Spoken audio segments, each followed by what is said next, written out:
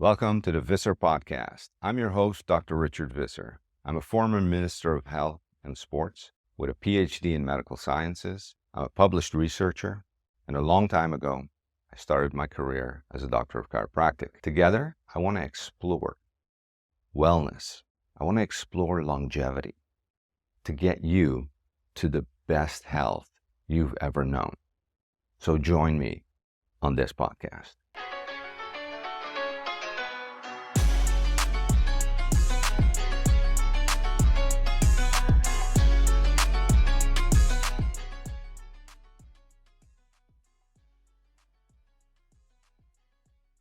Welcome to the Visser Podcast. This is episode number 35, and this is the second stop in the Longevity 9. And we're talking about purpose. This is big. So when we're looking at the zones, the 5 blue zones, and we analyze why people are able to live more than 100 or up to 100 and above, one of their big things is they live with purpose. They have purpose. They're not watching TV, sitting at home, waiting, they're waiting on their pension to come in and delivery kid to come. No, they're living with purpose. They're doing volunteer work. They're working in the fields. They're working for something. Raising the grandkids. I mean, they have solid purpose. And in life, this is critical for happiness. So, in Costa Rica, they call it a plan de vida. In Japan, ikigai. And I'm going to talk about ikigai because my background in the martial arts and everything else, I'm attracted to it. Now, ikigai refers to being that thing that gives you purpose and joy. Iki is life, gai is worth. So what is your life worth?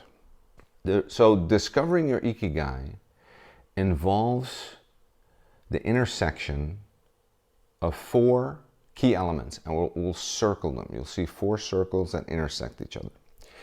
It's basically what you love, your passion, what you are good at, your vocation, what the world needs, your mission, and what you can be paid for, your profession. And these could be in every circle different things. It's not what you're doing now. It's different things. So you really, per circle, are going to have to dive into each circle and truly question yourself. Acid test it with your friends and relatives and people that know you to really come to a place where you can find that center, that sweet spot, your ikigai. Now, in the realm of anime, so you got to stay connected to the youth, right? My son is a fan of Japanese anime, and so are people. So the concept of ikigai always comes up. So when we look at Berserk, this is one of these animes. Guts grapples with finding a sense of belonging and purpose in a bleak world, driven by both love for combat and the necessity to battle evil. Now, Naturo embodies the journey of an outcast, seeking acknowledgement, aligning his passion for being a ninja with the needs of his village. So here you can see these flowing ways. Baki, which is my favorite, by the way, presents a narrative of surpassing limits, where Baki's quest to be the strongest resonates with the conscious self-improvement internal to Ikigai. Collectively, these series exemplify characters, quests for meaning, intertwining their passions, skills, and the world's needs, reflecting the profound essence of the Ikigai philosophy. So, what are the things we need to do when we look at the Ikigai diagram? What you love. Now, when you dive into this, you really got to open up the boxes. You got to dive inside and really start, and online you can get different there's different areas, sites that you can go that help you with this, that bring questions to you to kind of fine tune, to get the answer for you. Because a lot of times, listen, it's like getting dressed. It's much easier to basically look at a friend or a spouse and tell them what they need to put on and what they don't need to put on, what looks good and what doesn't look good. But when it comes to yourself, it's very hard to look in the mirror and go, I don't know if this looks good. You have to ask someone. So when you're dealing with yourself, it's always more difficult. All right? Because we have a perception of ourselves that is not reality, necessarily. So, I always say there's three parts. There's what I believe, how I show up. There's what others see from the outside, how I show up.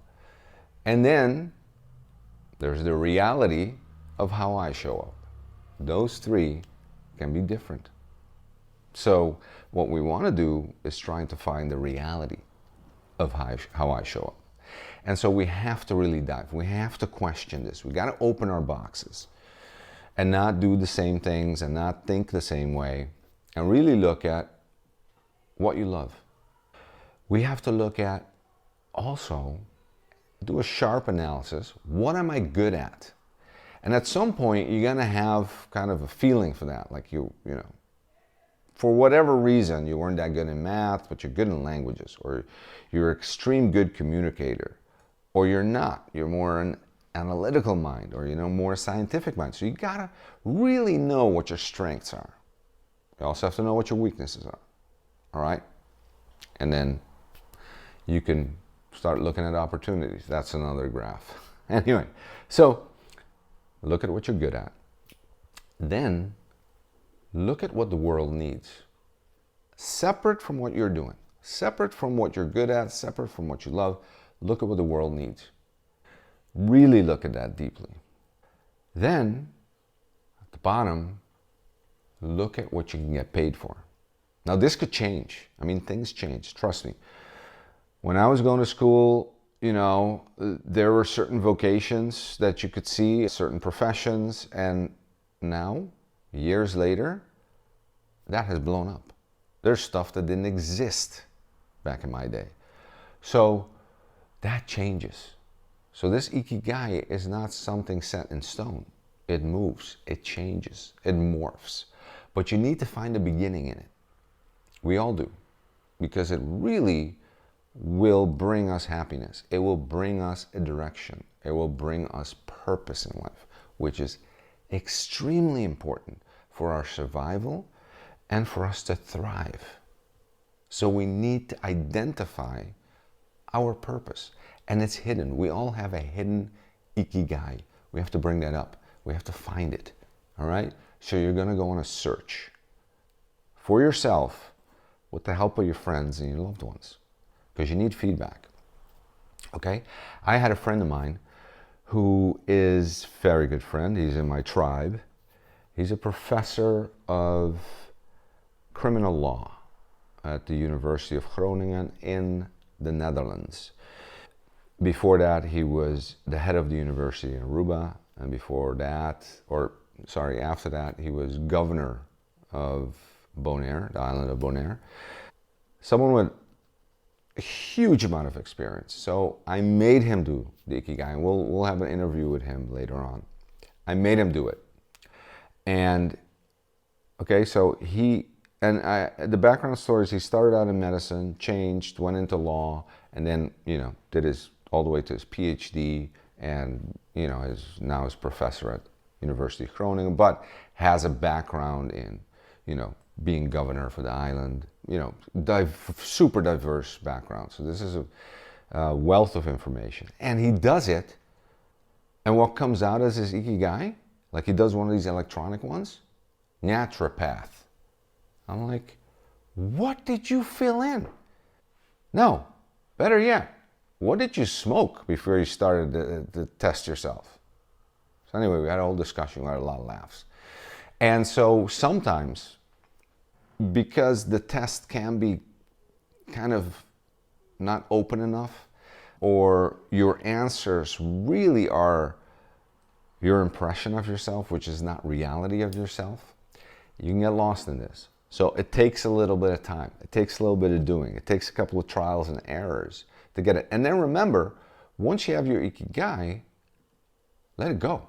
Looking at your ikigai, because I remember when we started this process, I started with you and I said, get me your ikigai. So you went online, as you do always. He's a computer nerd, this guy. So he goes and he finds this, program, gets in there, puts all his parameters in there, and then he sends it to me, and it comes out. His ikigai is a naturopath, and he is horny for power. Yeah, translate because it was in Dutch, so we have to translate. Geil, botergeil. So that means horny. It means horny for power. I'm like, dude. I was like, the whole naturopath doesn't make sense. See, I left out the horny for power part. Anyway, so Have which is a you, joke. that makes Which is sense. a joke. Yeah. Yeah. These four components really, bring you to a realistic ikigai. It's not just what you dream about in your fantasy. Listen, when I was young, I wanted to be an Olympic gold medalist, swimming. I was too short. I was this. Then I wanted to be it in running. Then I had all these dreams to go into the Olympics. Guess what? I ended up going to the Olympics 3 times, but as a doctor. So I still went to the Olympics, but I found a different road. And this is part of what Ikigai does. So it helps you find that thing. So I'm going to stop talking. We're going to go through Glenn's journey to really look at what he discovered and where he came from. Because listen, when he first went to Europe, I remember when he first went to Holland to study, he studied medicine. Then I guess you quit. You came back to the islands. You gave surfing lessons for 2 years because one of our buddies started a surf shop. A good, he's in our crew. He's in our Right. group. Yeah. And so Glenn went back and said, "Listen, I'll start. I'll help you set up the surf shop, do surfing lessons." Then after 2 years, he decided I'm going to go back and started a completely new journey in education. Um, so his ikigai was very, in and out. So tell me a little bit about your experience. Yeah. Thanks, Rich. Yeah. Well, the interesting thing is, you mentioned Roger, a buddy of ours, a tribesman, you could say.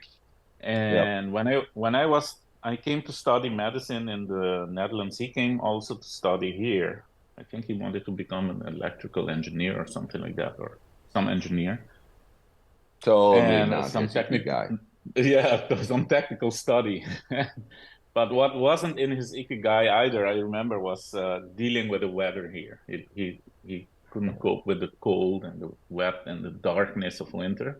The At least rain. not, yeah, the rain all the time.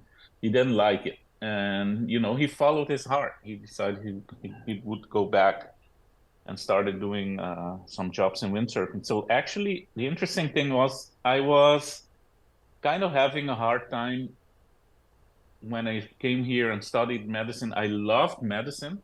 I loved the science of it. I liked the study a lot. I liked to discover how at that time the you could almost say the art and the science of medicine at what stage it was of know-how of awareness.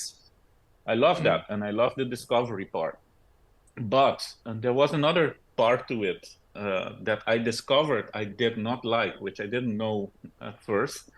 And that was the part in which doctors somehow, or people studying medicine somehow, um, it changes their ego and arrogance, kind of the way they handle that.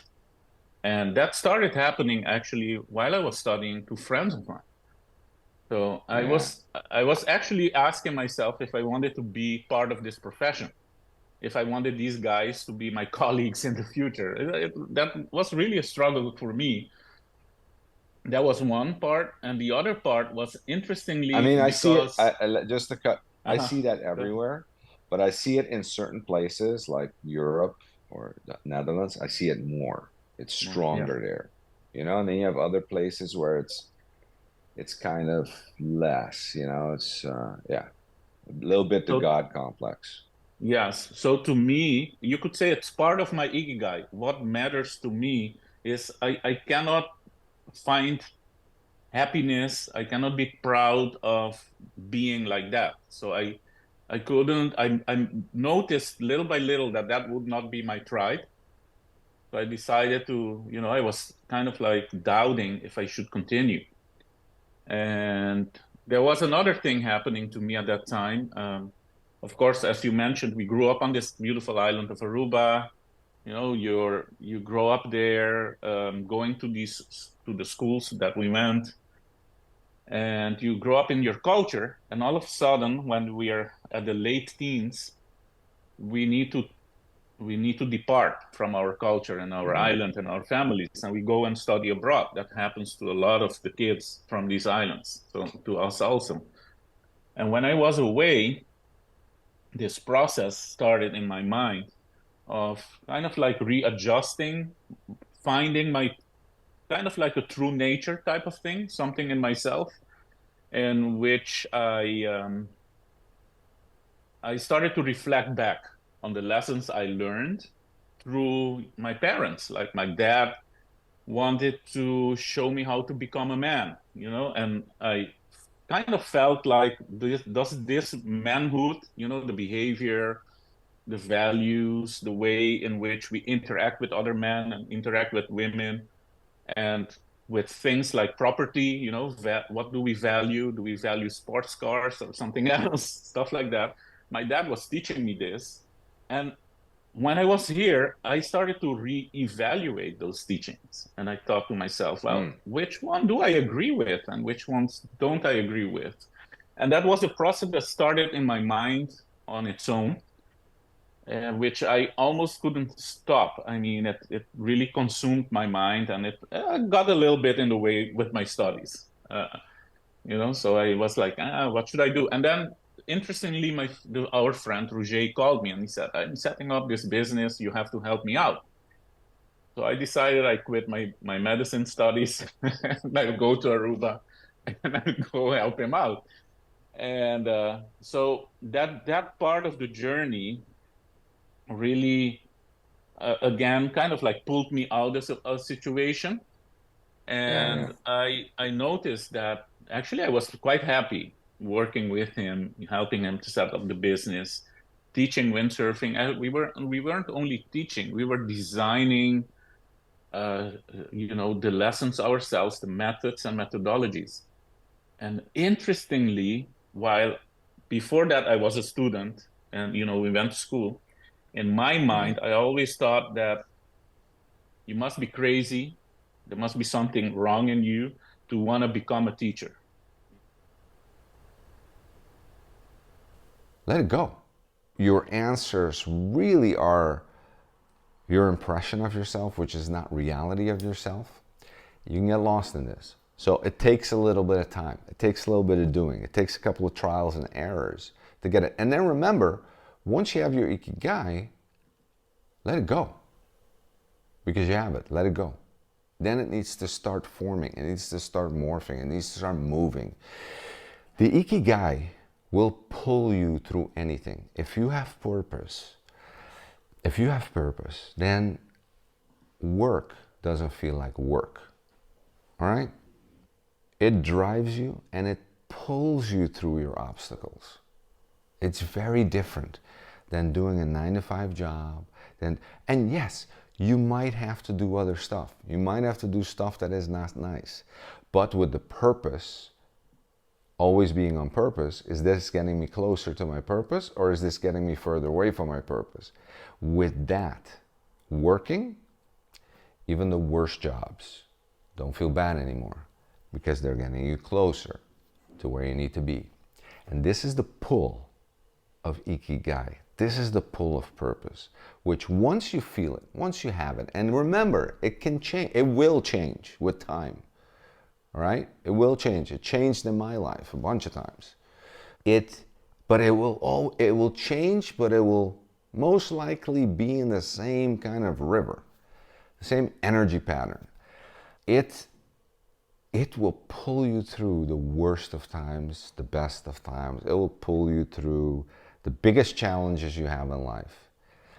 And it will feel like you never worked because you're in your purpose. And that's the feeling. That's the feeling. And it's not just do what you love, like you hear in all the podcasts and you hear it on TV and you hear it, do what you love and you never have to work a day in your life. That's crap. That's bullshit.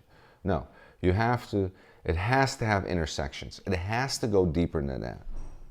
You have to be good at it. It has to have passion, mission, vocation, profession. It has to have something that the world needs. You have to be paid for it, get paid for it, or some kind of way get energy back from it. So there is much more to it than just do what you love. So this is Ikigai, and I believe that manga and anime kind of bring it back. So many people are watching this, and it's great because it's like martial arts. Martial arts teaches us stuff that we don't learn in school, we don't learn at home. The discipline, it's stuff that sports also teaches us, but you know, in martial arts we go more into the spiritual side of things too. And these are things that are just so valuable. And I really like how anime brings this in. Well, anime is Japanese, you know. Manga is Japanese, so there's always this element of Ikigai. There's always this element of, you know, battle, getting better, you know, with yourself, finding out more about yourself, just evolving as a being. And so that's why I brought it here. That's why I bring it into this. Ikigai, start your journey. It is a big part of the 9, the longevity 9. So let's get started. Thank you very much for another episode. Subscribe, ring the bell notification. Help me grow this channel. This is only going to get better. Now remember, we're going to go through the longevity 9. In the first episode we did about the longevity 9, I went over all the 9 parts briefly. But for you to get the big picture, to see how it all fits and builds on each other. We're today at the second, which is the second stop, which is purpose. Purpose is big. It's going to take a lot of work from your side. So I'm not going to give you a magic anything to do this. I don't have a magic wand. You're going to have to do the work. But I'm going to give you a guide where to start. And this is a very good guide. There's many ways to come to it. There's many ways to get to your purpose, but I believe this one is really balanced. And so within the 9, this is one of the 9. So remember this. The Ikigai itself is not a balancing point. Okay? What do I mean by this? As humans, as people, as driven people, we can get lost in our Ikigai, where we become workaholics, where we become driven so hard that we neglect our families, that we neglect our bodies, that we neglect our mind. And we see this over and over. So you have to go back to the longevity 9 and balance from the longevity 9. That's where you balance. Ikigai is only one part, second part of the longevity 9. So remember that. Don't overdo it, but know your Ikigai. Know it, because it's going to pull you through the shit. Guaranteed. Like I said before, stay with me, and I promise you, you're going to be the healthiest you've ever known. Till next time, enjoy.